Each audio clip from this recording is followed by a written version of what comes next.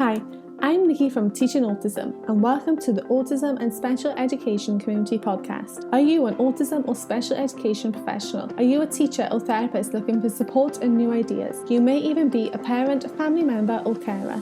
This podcast is perfect to help you find out more information, support, and get some of your questions answered. Hi everyone, and welcome back to another episode on the Teaching Autism and Special Education Community Podcast. Today on the podcast, we are still with our special guest, Becky from Sensory Spectacle. And today is episode 3 in our 6-part series for all things sensory. Today, me and Becky are talking all about our best sensory tips and activities for you to try. If you haven't listened to our previous episodes yet, where I interview Becky to talk about sensory and behaviour and sensory profiles, I recommend heading back and listening to those first before today's episode. But without further ado, let's start today's episode all about sensory tips and activities to try and dive in. Hi Becky, and welcome back to the 3rd episode of our sensory series on the Teaching Autism and Special Education Community Podcast. Could you give us a little quick introduction of who you are, just for my listeners who haven't listened to maybe the past 2 episodes yet? Yeah, sure. So my name's Becky Liddon. I'm the founder of Sensory Spectacle. So I run most of my day teaching about sensory processing disorder. So I teach parents, professionals, medical professionals, anyone that needs to understand how we can recognise certain characteristics that relate to sensory difficulties. And you have a wonderful Instagram that really sort of spreads that awareness as well and helps it make it a little bit more understandable. You don't use as many big scary words as Google. So I encourage people to head to your Instagram because you do share a wealth of knowledge on there. And I know you have a new podcast called Living a Sensory Life. Yeah, that's right. So my work's really about creating awareness and educating. So I try and make sure on all social media there's lots of information just to help everyone really understand some of these things that we might find a bit confusing otherwise. And that's what the podcast is going to be doing as well. Definitely. And I encourage everyone to head over because I love listening to everything you have to say. So I can't wait for that podcast. Thanks. And I know you do specialise in sensory, so just for those listeners who are new today, would you give a little quick, I know there's no such thing as quick introduction, but just a little explanation of what sensory processing disorder is, please? Yeah, so sensory processing disorder is when someone finds it difficult to organise the sensory messages that they receive. So we talk about 8 sensory systems, so smell, taste, touch, sight, hearing, and then we've got 3 internal senses, which is proprioception, vestibular, and interoception. And those 8 senses, someone will be receiving information from, so I'll be hearing a sound, but if I'm hypersensitive to sound, it can mean that my brain gets those messages but then finds it difficult to tell me how to organise them, so how to respond to that in my environment. So I might very easily feel overwhelmed with sounds and cover my ears and scream, or if it's visual information, I might squint my eyes. And then on the opposite side, we have some people who seek out more sensory input because their body doesn't feel like it's getting enough. Their brain needs more in order to be able to concentrate. So that might be people who need to move while they're talking or while they're listening, or it might be people that chew on things to help them to concentrate. So that's what sensory processing difficulties is, and it's really important that we recognise what I refer to as characteristics relating to people's sensory processing difficulties.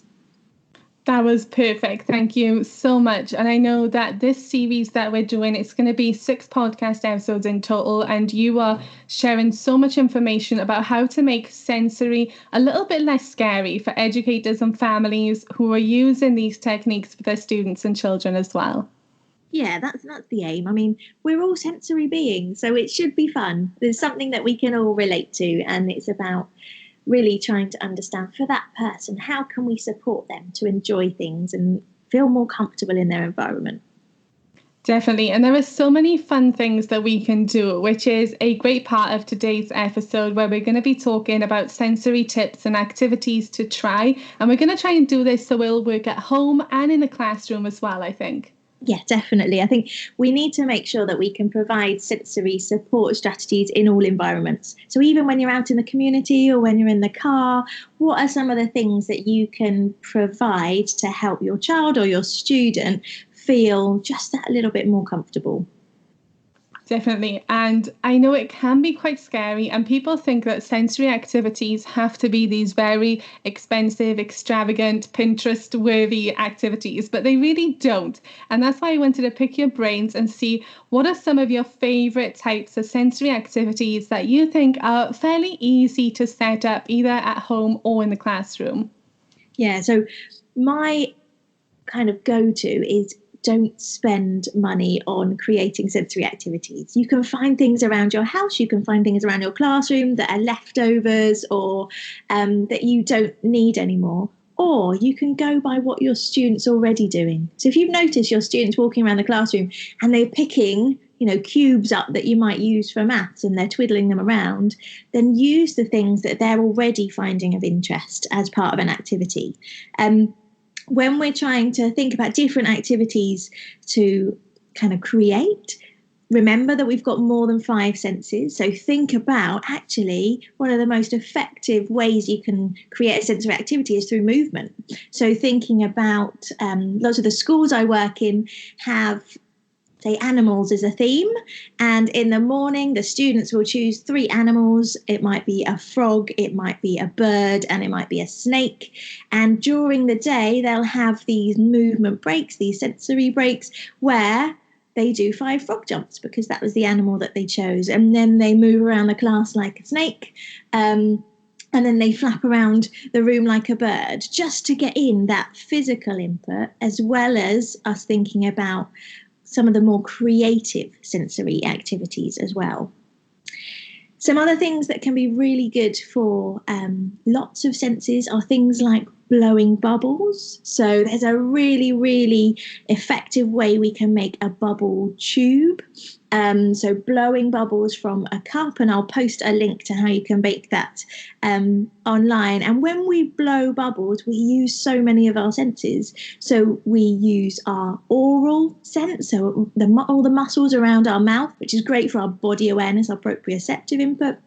We also use lots of internal messages because my body awareness comes from inside of my body. And if you think, when you drink a drink through a straw, when you suck it up, you use so many muscles to take in that drink.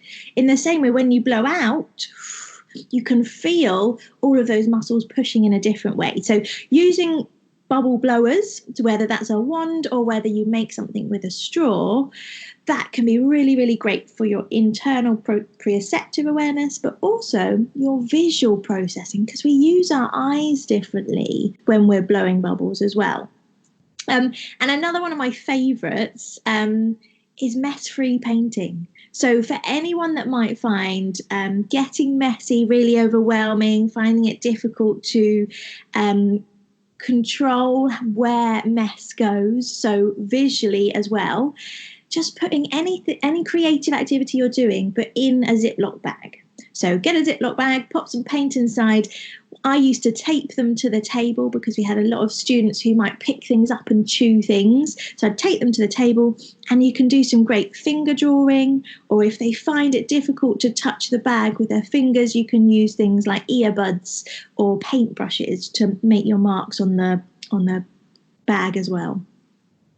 There were so many great activities there. I don't even know where to start because there were so many, but I love how all of these can be educational as well, because I think teachers worry that if it's sensory, it's not educational, but it can be. And just going over some of those activities that you were discussing, even the mess-free painting, things like, copying shapes you can draw, numbers, letters, even with the animal movement breaks, those can be used through the days. They can be morning meeting. There's lots of ways you can really make these educational.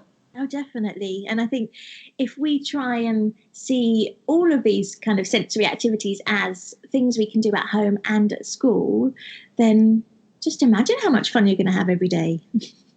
Definitely. And it's just a fun way to learn as well and to get that sensory that so many of us students need. But the bubbles I love. We always used to try and make our own bubbles, and sometimes it didn't work, but sometimes it was a lot of fun. I remember we used giant hula hoops one summer, and we used those as bubble blowers, and the kids really have so much fun with something as really easy as bubbles.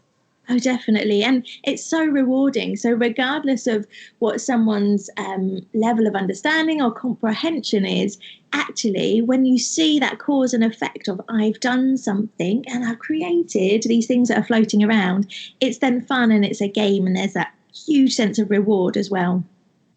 Definitely. And when you touched on the mess-free painting and sticking that to the table, because I think we've all had students or children at one point or another who either want to chew or eat everything that we provide them with. So what would you say are some edible or safe options for sensory activities? Yeah, so basically anything that you might have in your food cupboard. So pasta, for example, there's so many different shapes of pasta. You can have it dry in a tray, and you can do some kind of mixing things around. So like drawing again, so shapes and things. Rice is a really good one for that, and so is flour. If you put it on a contrasting background, so if you put a black piece of paper at the bottom of your tray when you've got some rice or flour on top, and then you're doing your drawing, you'll be able to see the contrast, see the pattern a lot clearer, which can be really, really great. Other edible things, just think about what do we already put in our mouths already. So what is okay for us to kind of chew on or look at? And I think that's the go-to that I use. So things like pasta, yes, you can use it dry, and if they eat it dry, it's absolutely fine. However, you can also cook it, and when you cook it, you get that totally different sensation in your hands and your fingers, but also when you move it around a page. I've also used things like soup before, where it's kind of more of a liquid. So if you've got people that love water, maybe they'll be more inclined to use something like that. And obviously soup has a smell related to it as well, which can be really engaging for some of our students as well. I never would have thought of soup, but that is such a great idea because they all come in different smells as well. Obviously, the different flavors, but there's different smells, like you were saying, different textures. I love the idea of trying soup. Yeah, soup. And lots of our fruit and vegetables, potatoes. When I was at school, we did potato stamping. We can still do that now. Maybe the paint that you make is edible paint though as well. So if you do have people where it will be eaten, then just think about the things that you have already available in your environment that you can use to do exactly the same activity. Yes, we used to use leftover ingredients we had from cooking sessions and things. So there's lots of great ways you can make it really affordable as well. I feel like you don't have to go out and buy all new things. It can be stuff like you say that you already have in the cupboard. Yeah, definitely. And I think it's not about getting more, and it's not about spending lots of money. For people with sensory processing difficulties, they're already using what's in their environment to regulate. And so that's why we don't need to spend thousands of pounds on supporting someone. Yes, and some of my favorite things to sort of save money are, those big black tough trays that you see on Pinterest and they're like 20, £30. We actually bought a gardener's tray for like £3 in a DIY store, and it looks the same, it does the same thing. But what are some of your favorite affordable sensory ideas if anyone's on a budget? So, almost everything that I suggest in any of my books, because it's all about making things. Food, obviously, if you've got it around, use what's left over, lentils, rice, flour, all those kinds of things. Being outdoors is the most kind of impactful sensory experience. So think about the weather. If it's sunny, you feel the warmth, but it's also bright. When it's raining, You feel the temperature, you feel the rain, you feel the way visually things look different as well. But being outside, you have natural smells, you use your body differently. And so if you can get outdoors and you can physically move your body, it's so much more long lasting for someone's sensory processing than it is for them to, say, sit in the classroom and just, say, squeeze a stress ball for 5 seconds. So things that you can do when you're outside is, why don't you go on a weather walk? So walk around and, talk about the weather, see different things, feel different things in the weather.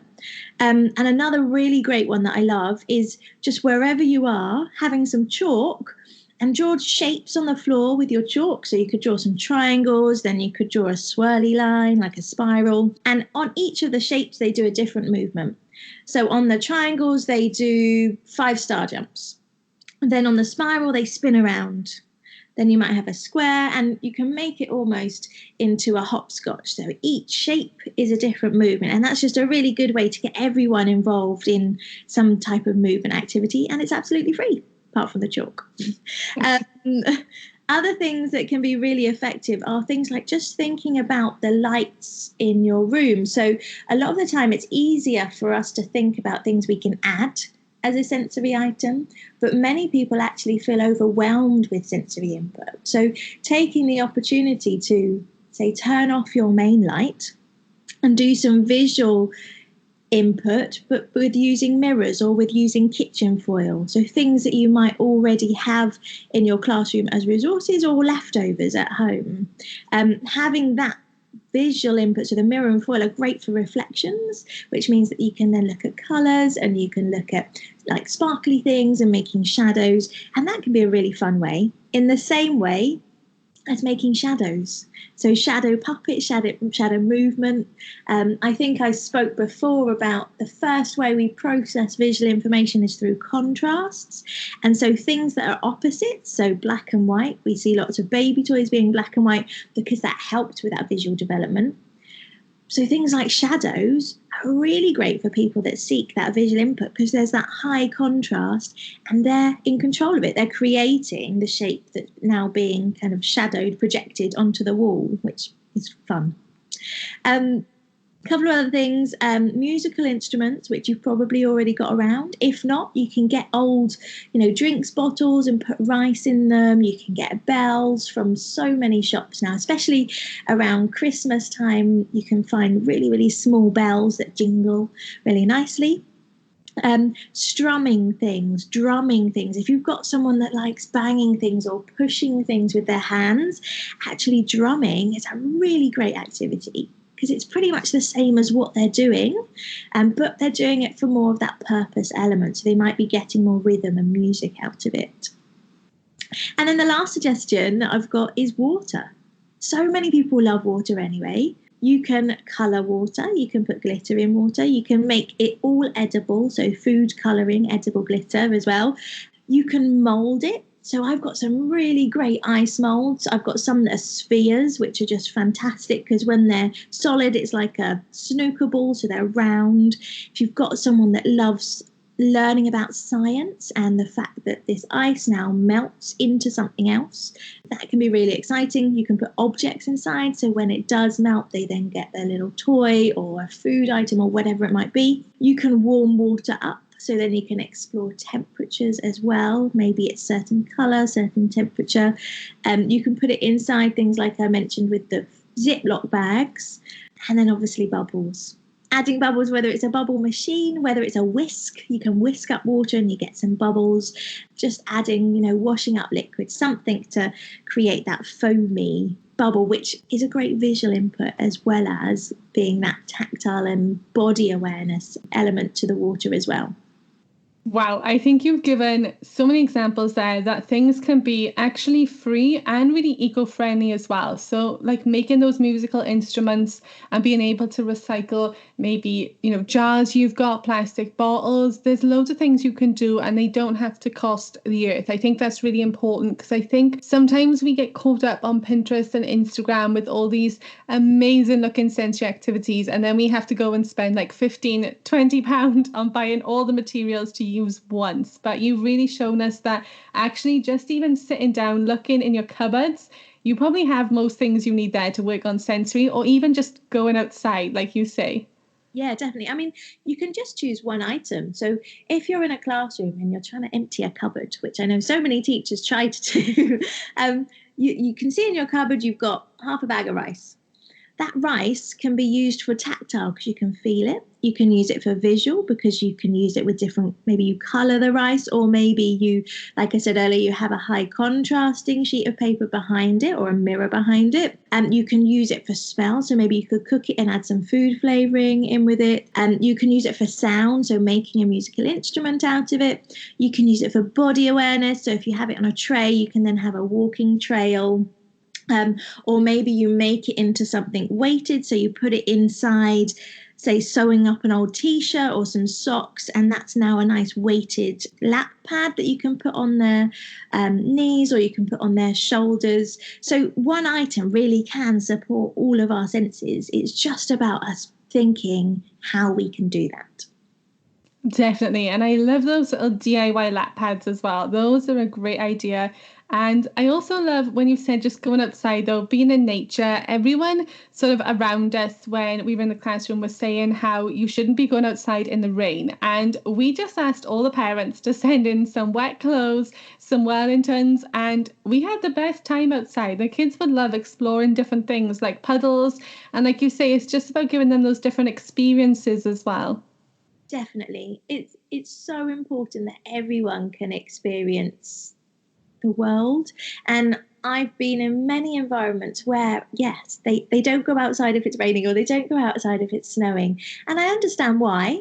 However, that child, it's a huge learning experience to be outside in the snow. Think about when we were young and it was snowy, and the excitement that we felt because we could go and make a snowman. Everything looked different. Everything smelt different. It was so cold. You had to wear so many layers. You felt like the Michelin Man.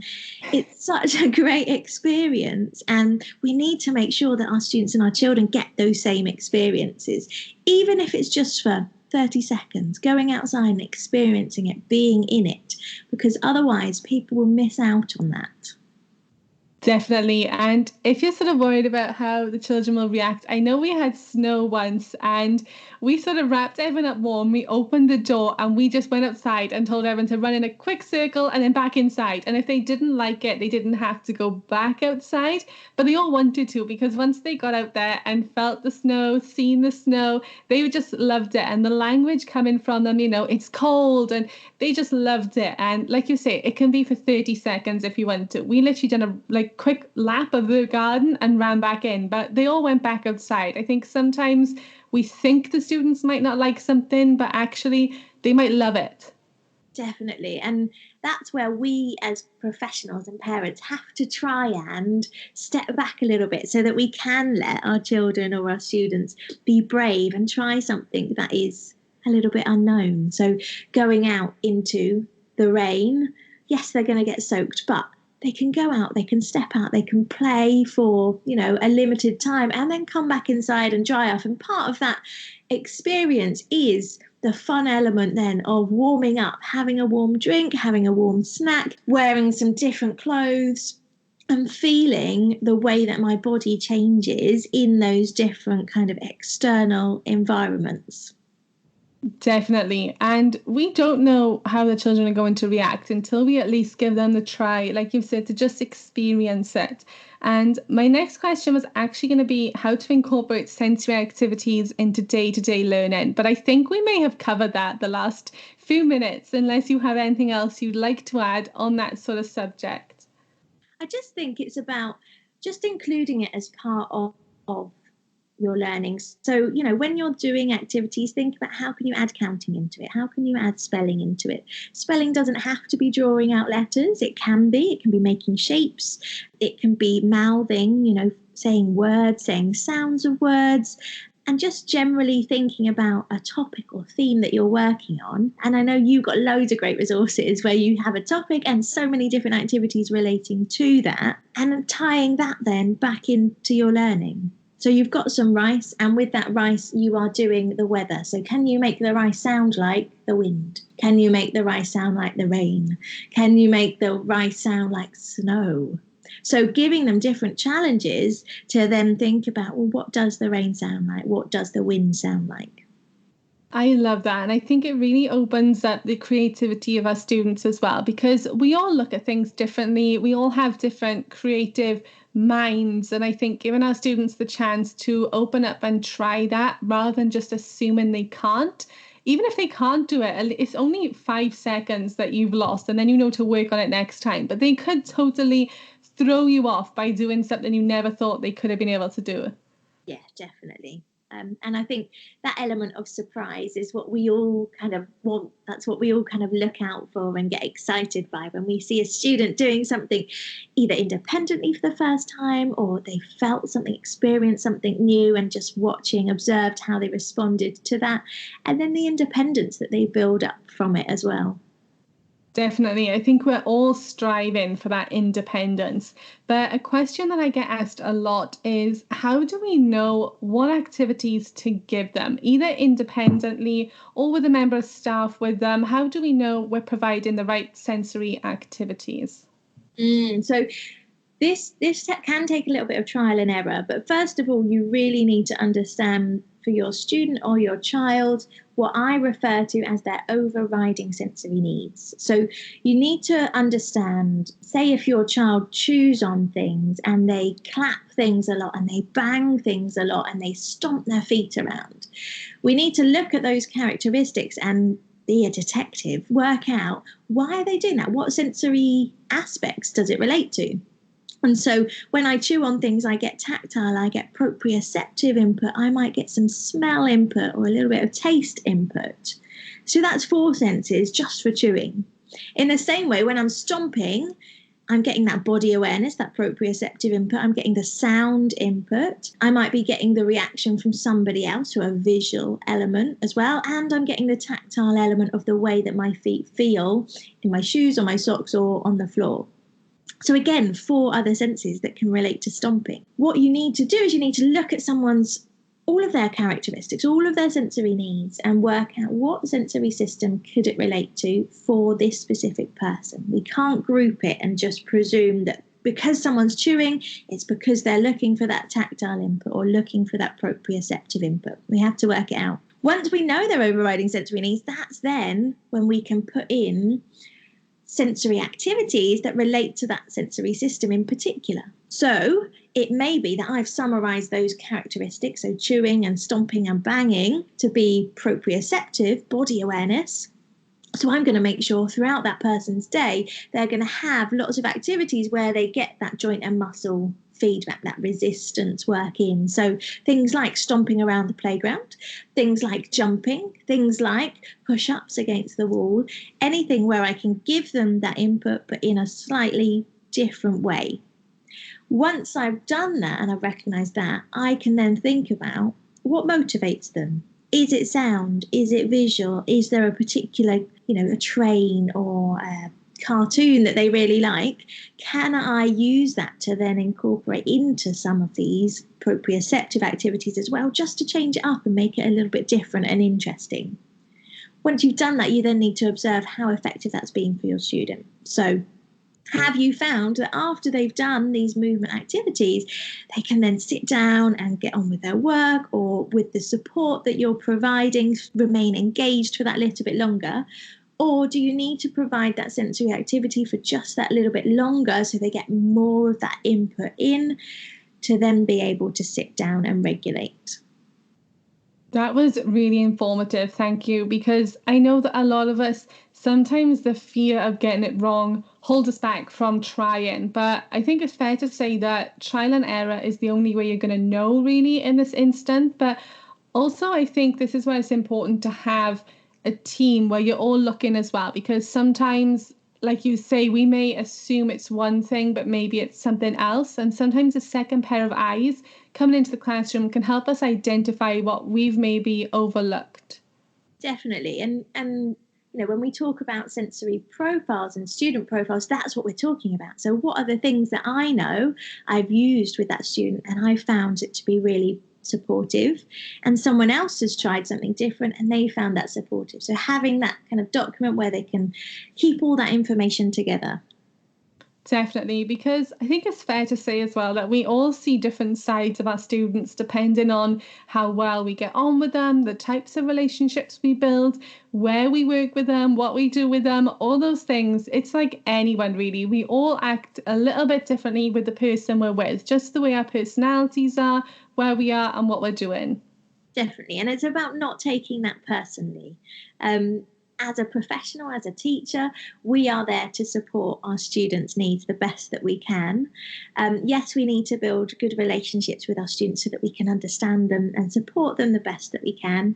But also it's the same when we're trying these sensory activities. We have to build up, an interest, a want to try new things, rather than feeling like we haven't done things the best that we can or that we're a failure. We're never a failure if we try new things, because actually you're exposing other students to new experiences, which is so exciting. Definitely. And I seen a quote recently. I can't remember the actual wording, but it was something along the lines of, you haven't failed, you've just learned what doesn't work right now. And I thought that was a great way to look at it. Yeah, I saw that too, actually. Yeah, no, and I think just building us up with that confidence of, this bit didn't work, but what element can I do that did work, or I did get a response, or other students found exciting or engaging? Definitely. It must have been Instagram, maybe. I'm sure I've seen it somewhere, but it was just a great way that I thought to look at it when maybe we're feeling a little bit defeated. Yeah, definitely. And I think one of my biggest tips then for teachers and families at home as well for providing sensory activities is to just go for it and try it and not be worried about it if things go wrong. But what would you say are your best tips for teachers or families for trying different sensory activities? I would suggest, don't be scared of mess. Now, it doesn't have to be messy mess. It doesn't have to be wet mess. It can be letting your student or letting your child lead that activity. So yes, you've put out some mess-free painting on the table, taped it down, and they haven't started to draw shapes like you thought they were going to do. However, they are doing something else with it. So maybe they're pushing their hand on it and squidging all the colours together. Looking at what they're doing can actually then help inspire you to think of new activities. So when we create a sensory activity, don't always think about, it has to be for this reason. The people we're supporting are incredibly creative, so they'll find their own way of meeting their sensory needs through the activities they've got. So mix it up. Like I mentioned, have rice, but you can use rice for so many different activities. And make sure your students and your children get involved in the activity. So if they're able to help you set it up, can they set it up? If not, how can they then lead what they're doing as part of that activity? Be as creative as you can. We know that the more creative we are, the more likely we are to enjoy it. But also, when we're feeling a lot more relaxed and having fun, that learning comes more naturally. So our stress levels have released, which means that for someone who has sensory processing difficulties, they'll find it a lot easier to regulate themselves because those hormones aren't building up inside their body. Use the sensory activities that you know that they love. It's going to be a motivator, but also it's going to be something that they'll look forward to. It's going to be exciting. Even if you're trying to support someone to learn a new experience, so if they don't like getting their hands messy and they've seen you squirt paint into a Ziploc bag, they might feel a bit anxious, but also have something alongside that they really love. So if they love trains or cars, can you have the train or car and then you create tracks on the bag of the train tracks from the bottom of the toy? And then the last tip that I've got is maybe think about a roulette. So it's really important that when you're working in a classroom, you include everybody. And so think about, if you're having sensory activities each day, you can maybe set out what type of activity it is, but maybe the theme of that changes and you have either a choice in the morning, or you actually make a spinning wheel like a roulette, which then decides, oh, we're going to do everything frog-like today, or we're going to do everything green today. And so then that helps to just change things up. And it also puts us in that creative mode, because we've been put on the spot to think, right, we've got to do things that are green today, or we've got to think about frogs today. Those were brilliant tips. I love all of them. I do love that whole day as well, where you can do like a frog day and different things. And I think that will fit really nicely for whatever your theme is at the time, whatever holidays are coming up. Even if you want to do like color of the week or color of the month, color of the day, anything like that, I think it fits in really well. But off the back of all that, I think the most resounding thing that I took was to just be flexible as well and let your students lead. I think sometimes we plan an activity that we want them to do it exactly this way because this is how we want it, and it's because we want them to enjoy. But be flexible and allow them to use their creativity as well and watch what they do. Definitely. And that's probably for you as a teacher will be the most rewarding part to see. And as a parent, when you see your child independently doing an activity, you'll feel so proud of everything that they're doing. Definitely. And I think it's important to recognize your weaknesses as well. Like for me, anything shaving foam, cream, I can't do it. I gag, like physically gag. I can't do it. But I recognize that. And then I just let another member of staff or someone else take over for me. And it was so much easier. The kids were still getting it. They weren't missing out. And I just put my hands up and recognized this isn't for me, but someone else can lead it for me. Definitely. And finding your own kind of interest, but also responsibilities and bits that you enjoy will mean that everyone will have more fun. I used to be the person at work that was the messy person. So any mess related activity would be down to me. And I would be that person that would come back and say, Becky, they've got mud all over their clothes, or whatever it was that we were exploring and kind of learning about. And I wish I could be that person. I do envy you because they are so much fun. But like you say, sometimes one person will really love that. And it's okay for them to do those activities as well. Oh, definitely. And just offering them, even if your students, prefer to do your clean based activities, just having it in the same space is really, really great for their mental health as well. Definitely. Thank you so much for this episode today. It was so eye-opening. I loved all the different ideas you've given to make different sensory activities that can be free and really affordable and economic as well. But before we go today, what is one thing you would want someone to take away from this episode, either for a sensory tip or an activity? I think just remembering that what we're doing, the sensory activities we're creating, there's a purpose behind it. And so not every student's going to love every activity that you've made. So if you've spent lots of time creating an activity, enjoy it. Don't take it personally if all of the students don't engage with it and enjoy it, because there'll be a reason as to why that is. Then next time you can think about, well, what element of that activity did that student like that you can then focus on for a new sensory activity. So just enjoy it, have fun, but also recognize the beneficial side of supporting someone's senses. There's a purpose behind it to help that student to regulate. And when they're regulated, they're then going to be able to learn better, to concentrate, to build relationships, and to engage with everything that's happening around them. Definitely. And I think it's just really important to remember that sometimes you're not going to please everyone. Sometimes, you might be using something the child doesn't really like using. It could be a theme they don't really like. Sometimes they could just be engaged in something else. So like you say, just don't take it personally. There could be so many reasons why that activity just isn't for them. Definitely. And the same for you. Try not to put your own sensory experiences onto an activity. So, you've just mentioned you don't like that messy element, but someone else did it. So still include all different types of activities, but find out who enjoys doing it the most. Definitely, because there's always going to be someone, just because one person doesn't like it, someone else is going to like it. And I think it really helped me appreciate as well when a student wouldn't join in, because I knew how they felt as well. I knew how awful I felt when I had to do something like that. Like, even if I saw the shaving foam coming out, that was my turn to leave the room. I'm that bad. But it made me appreciate as well that maybe some of the students feel that way. So it was always in the back of my mind to never over push them to do something like that, just in case for them they were feeling the same way that I was. Definitely, yeah. So this was brilliant today. Thank you so much. Now, I know I touched on your Instagram profile because I love snooping on your Instagram profile because you share so much great stuff. But for my audience, where can they find you?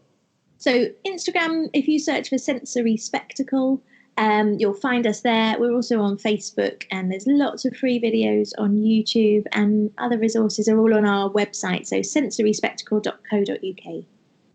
And you also offer online training sessions, which you've been really kind enough to give us a discount code for all my listeners, and that's valid for 12 months. And I will link that in the show notes as well, because I know you have quite a range of courses available on your website. I do. I've got 3, one specific for teachers, and then there's a couple more launching in the next couple of months as well.